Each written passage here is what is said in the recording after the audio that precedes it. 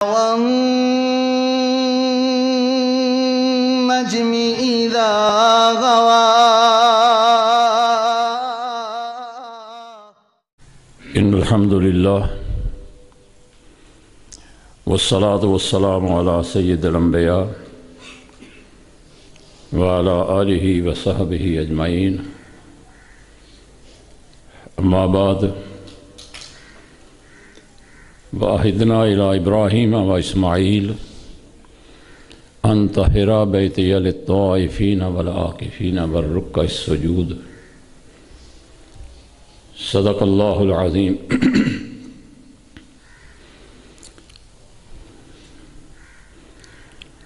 صدر ذی وقار علماء کرام اور قابل احترام سامعین محترم، وہ لوگ بڑے ہی خوش قسمت اور سعادت مند ہوتے ہیں جنہیں اللہ تعالیٰ اپنے دین کی دولت نصیب فرماتے ہیں۔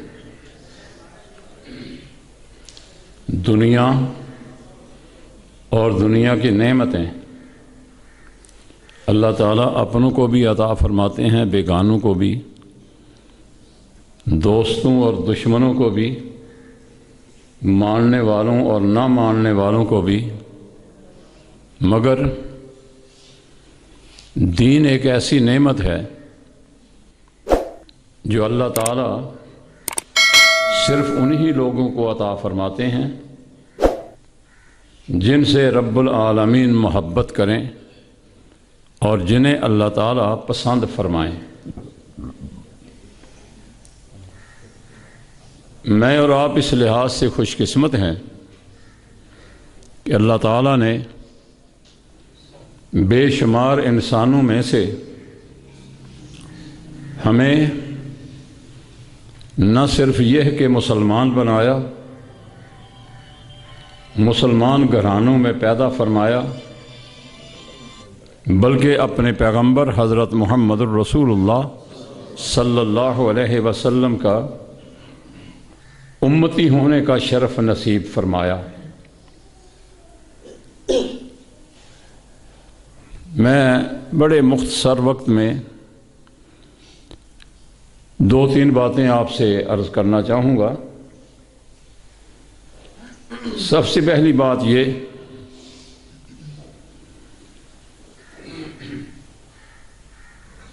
کہ مسجد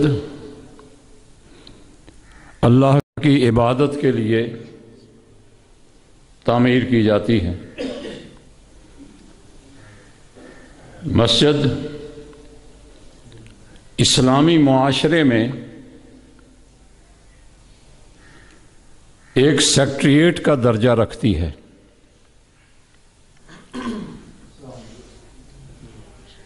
مسجد رسول اللہ صلی اللہ علیہ وسلم کے دور مبارکہ میں صرف نماز کے لیے نہیں بلکہ وہ اسلامی ریاست کا یوں سمجھیے ہیڈ کوارٹر تھا۔ اسی مسجد میں جسے آج مسجد النبی کے نام سے ہم جانتے ہیں، آپ صلی اللہ علیہ وسلم جہاں پنجگانہ نماز کا اہتمام فرماتے ہیں، وہیں اسی مسجد میں اللہ تعالیٰ کے راستے میں لڑنے والوں کے لیے تربیت کا اہتمام بھی کیا گیا۔ وہ مسجد سپریم کورٹ کا درجہ بھی رکھتی تھی رسول اللہ کے زمانے میں۔ مسجد نبوی میں لوگوں کے مسائل سن کر ان کا فیصلہ کیا جاتا تھا۔ یہ انگریز کی سازش تھی کہ جس نے مسلمانوں کو مسجدوں سے دور رکھنے کے لیے یا مسجد کا تقدس لوگوں کے دلوں سے کم کرنے یا مٹانے کے لیے یہ ذہن بنایا بس مسجد صرف نماز کی حد تک مخصوص کی جائے، باقی معاملات اور باقی معاشرتی جو سلسلے ہیں ان کا مسجد کے ساتھ کوئی تعلق نہیں ہونا چاہیے۔ تو سب سے پہلی بات میں انتظامیہ سے یہی عرض کروں گا کہ مسجد کو کثیر المقاصد مرکز بنائیے۔ یقیناً یہ بات مسجد کی آبادی کے لیے انتہائی مفید ثابت ہوگی۔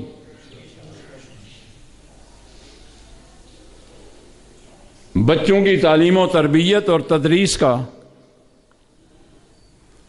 مناسب اور معقول انتظام ہوگا تو انشاءاللہ العزیز سالوں یا مہینوں میں نہیں، دنوں میں اللہ رب العالمین اس کو حقیقی معنوں میں آباد فرما دے گا۔ پھر ایک بات میں انتظامیہ سے خصوصی طور پر یہ عرض کرنا چاہوں گا کہ اتنی خوبصورت مسجد آپ نے بنا لی، لیکن اس کی یہ ظاہری جو خوبصورتی ہے اس کو قائم رکھنا آپ کا فرض ہوگا۔ مطلب کیا؟ مسجد کی صفائی ستھرائی کا اہتمام کرنا ہوگا۔ بات بالکل معمولی سی ہے، باہر سے آنے والا شخص جب مین گیٹ سے داخل ہوگا نا تو اسے آپ کے واش رومز میں سے گندی سمیل نہیں آنا چاہیے۔ ہمارے ہاں یہ ایک بیماری ہے کہ ہم اس سلسلے میں مجرمانہ غفلت کا شکار ہو جاتے ہیں۔ 50 60 لاکھ روپیہ مسجد کی تعمیر پہ لگا دیا جاتا ہے، لیکن واش رومز کی صفائی کا اہتمام نہیں کیا جاتا، جبکہ اللہ تعالیٰ نے اپنے 2 جلیل القدر انبیاء سے یہ وعدہ لیا، عہدنا الی ابراہیم و اسماعیل۔ اللہ فرماتے ہیں میں نے ابراہیم اور اسماعیل باپ بیٹے سے یہ وعدہ لیا، ان طہر بیتی للطائفین والعاکفین والرکع السجود، کہ وہ لوگ جو مسجد میں تشریف لائیں عبادت کے لیے، ان کے لیے اللہ کے گھر کو صاف ستھرا رکھیے۔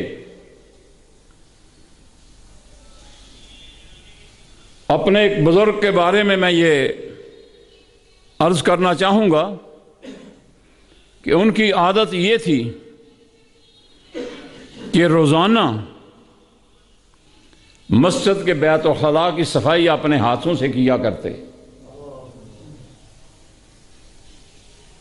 جب ان کا آخری وقت آیا، غسل دیا گیا، کفن دیا گیا،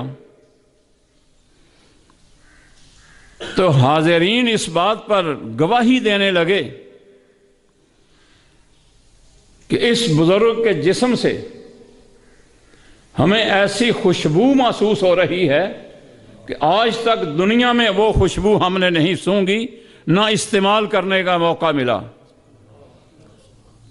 تو کہنے والوں نے کہا اس کی وجہ پتہ کیا ہے؟ یہ شخص اللہ تعالیٰ کے گھر کی صفائی ستھرائی کا اہتمام کیا کرتا تھا۔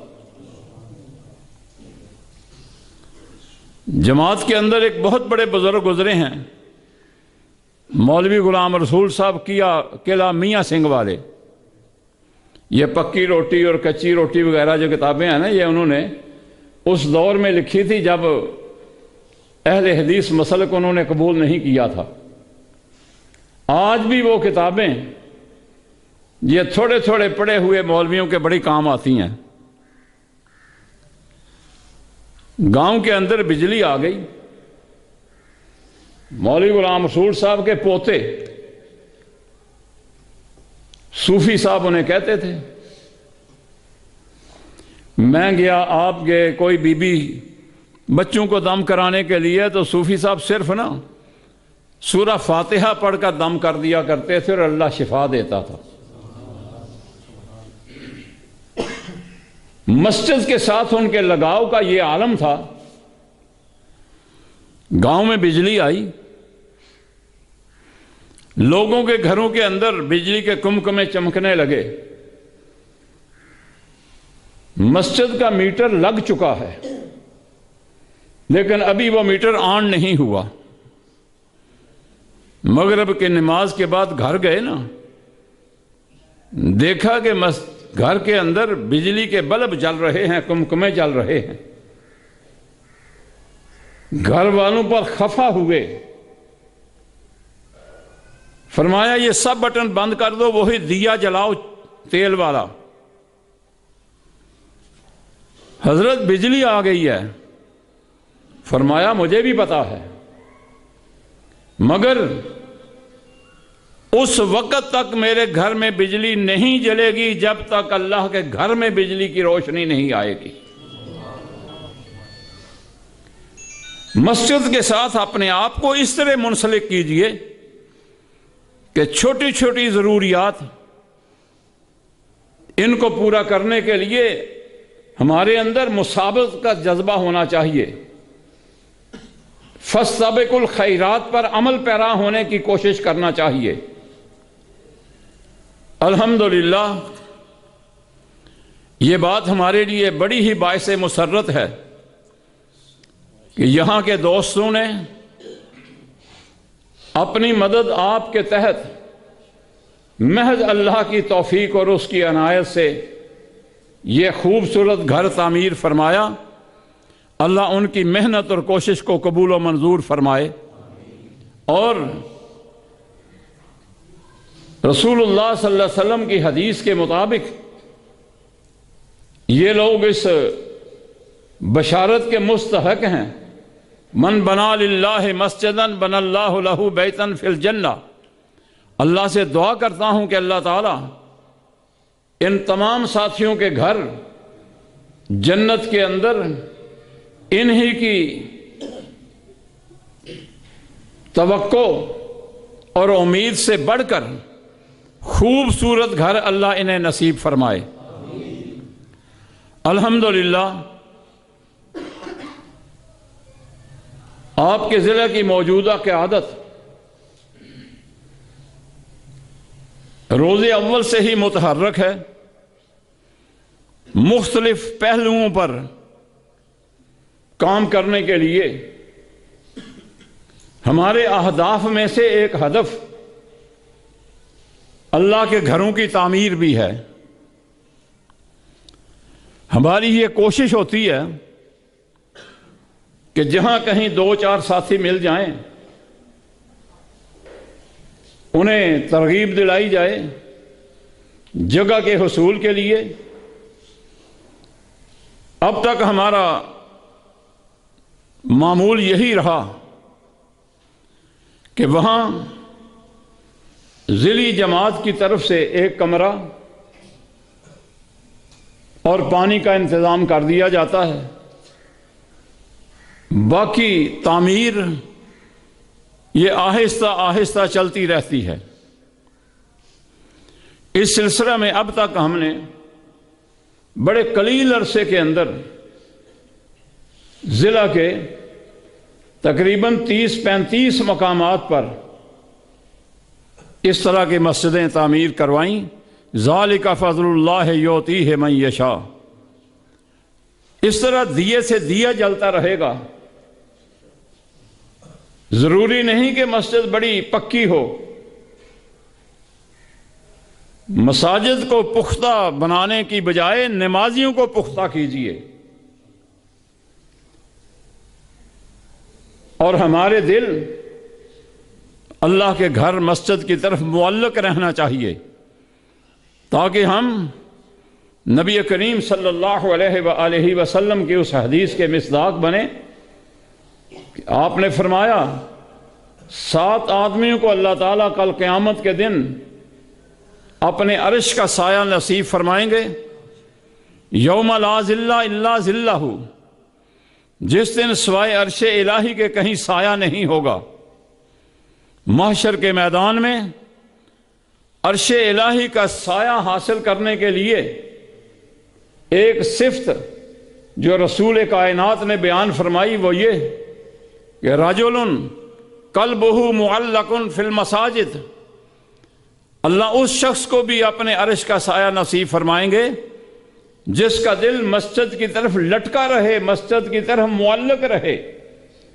مطلب کیا کہ اس کے دل کے اندر یہ شوق رہے، انتظار رہے کہ نماز ظہر ادا کر کے آیا ہوں، کان مسجد کی طرف لگے رہیں کہ کب عصر کی اذان ہو اور میں سب سے پہلے اللہ کے گھر میں حاضری دینے کی کوشش کروں۔